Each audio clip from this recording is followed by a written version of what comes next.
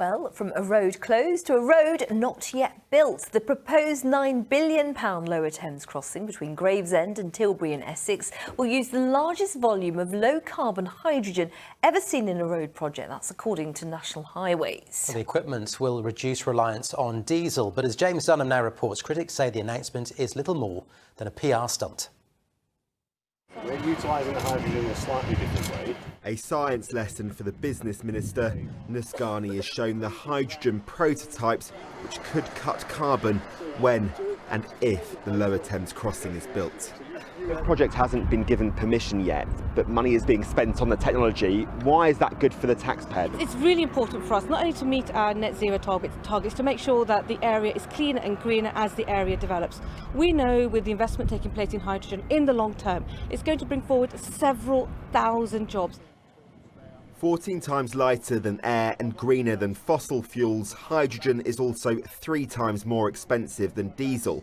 And campaigners believe scaling up the engines to power heavy construction machinery is just unrealistic.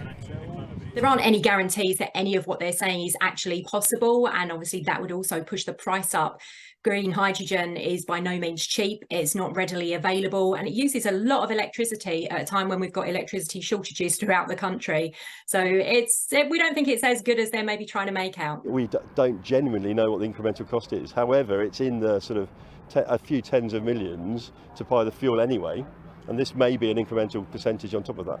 But it's all about trying to, what we're trying to do is see what the market will actually, how much it will cost. So you're confident upscaling this will keep the project within budget? There won't be any additional costs from this technology? Yeah, so this is all part of the budget. This is the Essex side of where the Lower Thames Crossing would emerge from Kent if the scheme gets the go-ahead. The application is currently going through the planning process, but even if approval is given, there are still many question marks as to when the project will be complete.